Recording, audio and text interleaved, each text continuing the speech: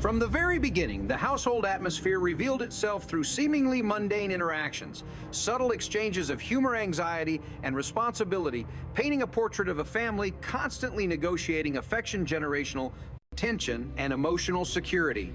Stephanie, the young girl who had joined this family under difficult circumstances, struggled silently with the complexities of belonging.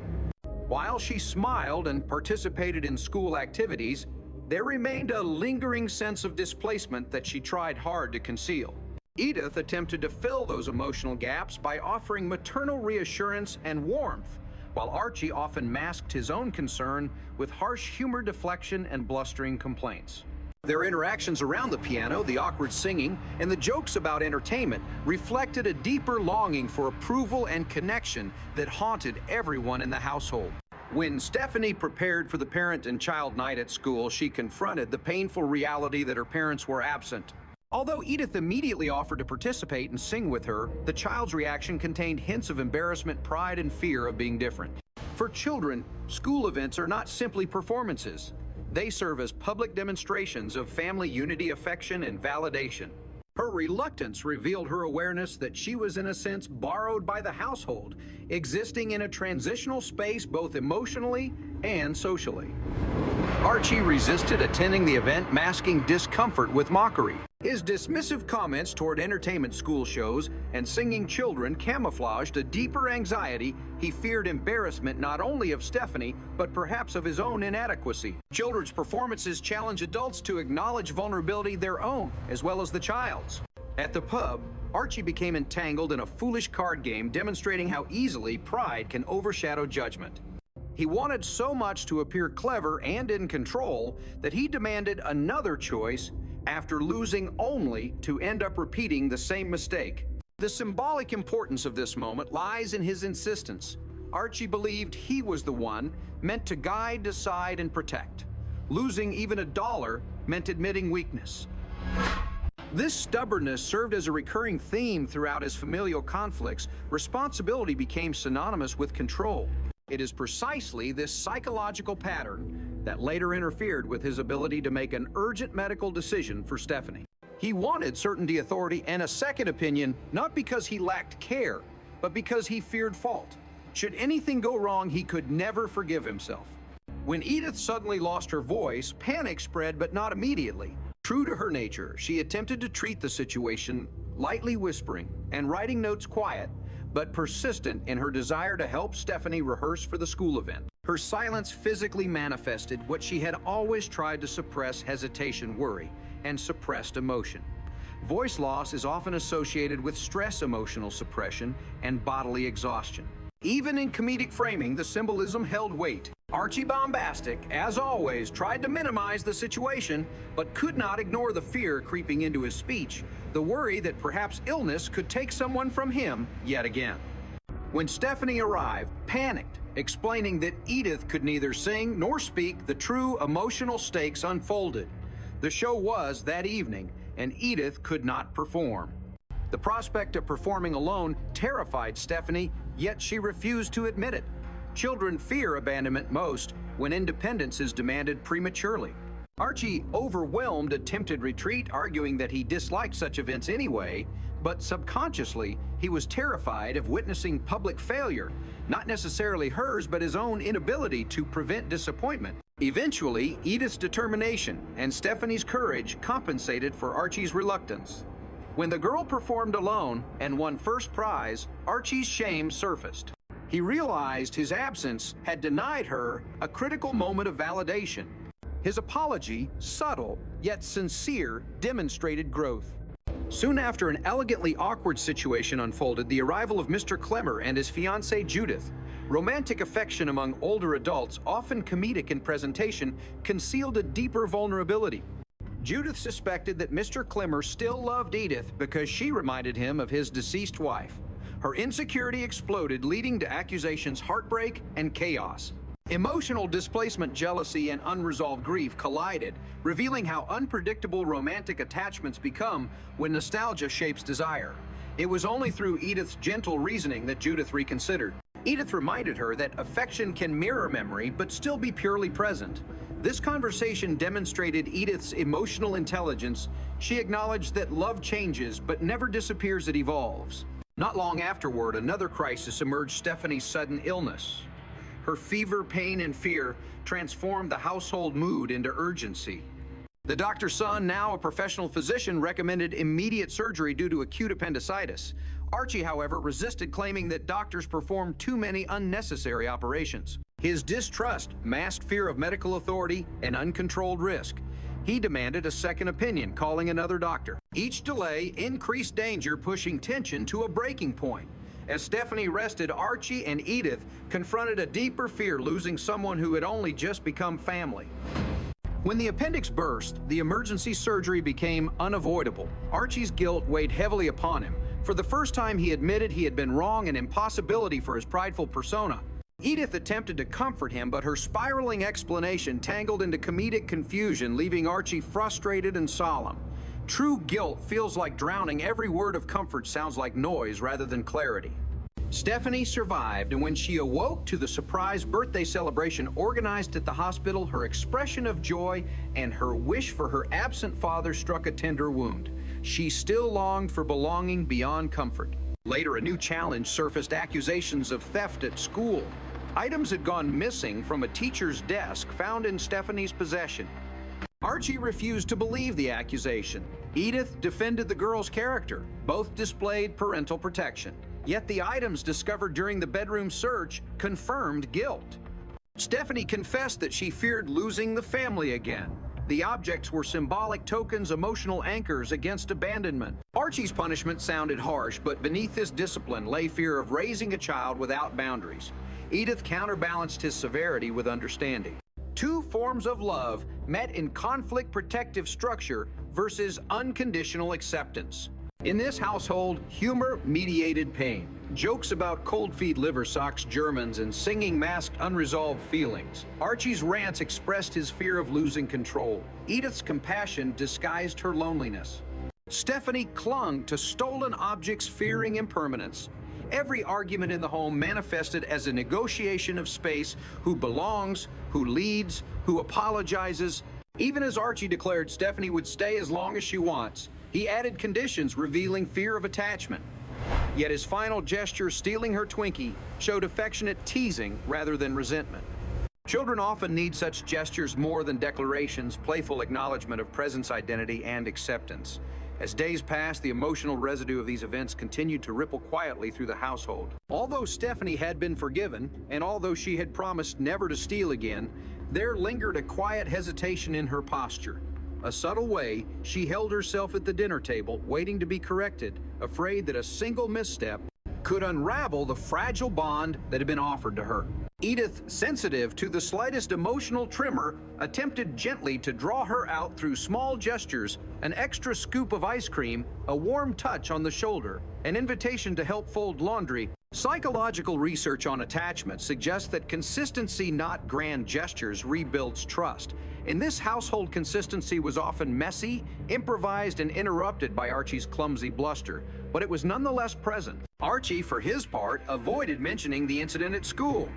He never enjoyed acknowledging emotional complexity. Instead, he emphasized behavior, eating schedules, restrictions on television, and the importance of educational programming. To an outsider, his punishments might seem disproportionately harsh, but in his mind, accountability equaled love. He feared raising a child deprived of structure, perhaps fearing chaos more than wrongdoing itself. Beneath the mask of authoritarian certainty lay the fear that if he did not control everything, everything would collapse. This psychological mechanism, known as defensive control, often arises among individuals who have experienced unpredictability in their own childhood environments. In quieter moments, Archie would find himself lingering in the hallway, listening to Stephanie practice singing under her breath. He would never admit it aloud, but her voice soothed him.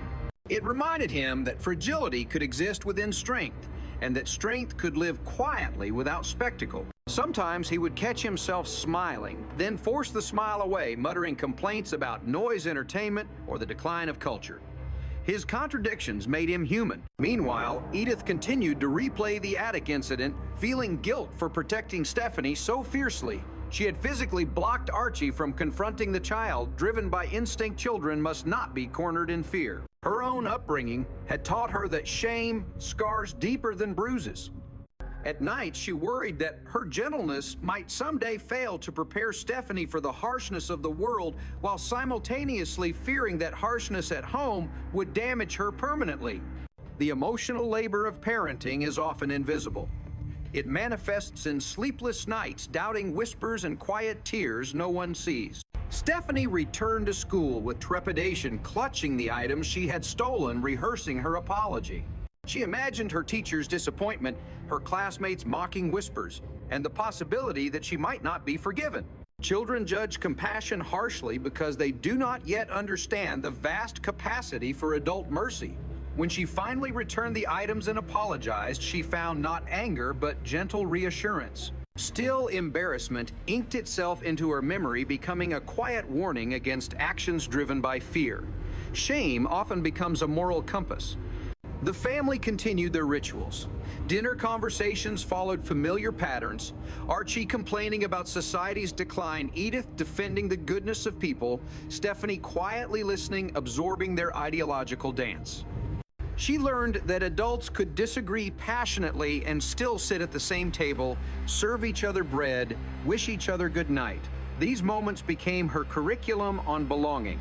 One afternoon, they encountered Mr. Clemmer again, this time with Judith on his arm. The awkwardness of their previous confrontation had softened into surrender. They no longer sought validation in each other's eyes, but instead radiated mutual relief. Judith admitted, blushing, that she had misinterpreted affection. Her insecurity had surfaced because she feared invisibility, feared becoming merely a replacement for a memory. Adults, like children, fear abandonment. They simply hide it better. Edith congratulated them warmly while Archie muttered sarcastic commentary under his breath about Germans' battle hymns and singing lovers. His remarks, though comedic, revealed discomfort with open emotionality. He preferred relationships sealed behind sturdy boundaries, not exposed to scrutiny. Soon after, on Stephanie's 10th birthday, a celebration unfolded in the hospital. The cake, the candles, the laughter, all carefully designed to reassure her that she belonged. When asked what she wished for, she admitted she wished her father were present. This confession pierced both Archie and Edith, who exchanged pained glances. They could provide comfort, but not origin. They could nurture her future, but not resurrect her past. Wishes often reveal the places where reality falls short, and adults must learn not to take them personally. Back home, the household continued its search for missing items, discovering socks timers and old war memorabilia tucked away in Stephanie's closet.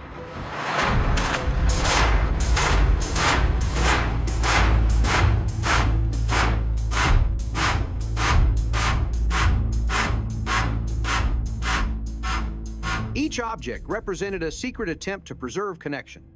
If she could collect their belongings, she reasoned she could prevent their absence. This behavior, though troubling, reflected trauma. Abandoned children often develop compensation rituals, believing objects possess emotional protection. When confronted, she confessed with tears that she feared being sent away, quoting Archie's muttered statements. His words, intended casually, had carved themselves into her. Adults often underestimate the precision with which children record fears. Archie's emotional response was complex. He felt guilt for scaring her, irritation at having been misunderstood, and fear of emotional responsibility. Deep down, he cared fiercely, but had not yet learned how to translate affection into reassurance. When he told her she could stay as long as she wished, he spoke more honestly than he realized. The moment symbolized a turning point, verbal acknowledgement of attachment. He might never use the word love, but his action, sacrifices, and anxious pacing made the message unmistakable. As winter approached, the household rhythms adjusted. Cold nights inspired Archie's complaints about frozen feet, drafty blankets, and the sinfulness of laughter in bed, yet he secretly enjoyed these moments of warmth. They were evidence that companionship remained alive. That time had not eroded intimacy. Edith teased him gently, calling him cute, and though he feigned annoyance, he struggled to hide his smile. Their marriage illustrated the paradox of long-term love affection expressed through irritation, criticism masking tenderness, and humor functioning as glue. Outside societal changes pressed upon them. Archie's distrust of new policies and political shifts reflected fears of cultural loss. His jokes about welfare television and entertainment masked anxiety about modernization. Individuals raised in eras of stability often recoil when confronted with rapid social transformation. His humor became a shield against uncertainty. Edith absorbed these frustrations, redirecting them into kindness. She saw the world's brutality and responded by increasing compassion within her home. Meanwhile, Stephanie navigated childhood's complexities, popularity, belonging, self-image. Classmates sometimes ridiculed her singing, yet she persisted. Performing publicly taught her to confront fear with courage. Winning first prize validated her resilience, though she still wished Archie had been present. For children, applause matters less than parental witness. She longed to see pride reflected in his eyes. His eventual apology healed a wound that might otherwise have hardened into resentment. Later, they hosted Mr. Clemmer and Judith for dinner. Amid awkward pleasantries, they attempted to sing love songs. Archie's discomfort spilled into jokes about German punctuality, battle hymns, and drafty chairs. His remarks were not malicious, but reflexively defensive. When Judith stormed into another room accusing Clemmer of loving Edith, the situation escalated into melodrama. Here, insecurity again clashed with nostalgia. Yet reconciliation emerged, demonstrating that communication, not suspicion, mends relationships. The theme of displacement repeated itself across scenes: lovers mourning the dead children, longing for absent fathers, adults clinging to keepsakes of wartime identity. Each character wrestled quietly with endings of marriages, childhood's eras. Yet the household persisted, stitched together by humor, song, argument, and ritual. In these small rooms, emotional labor never ceased.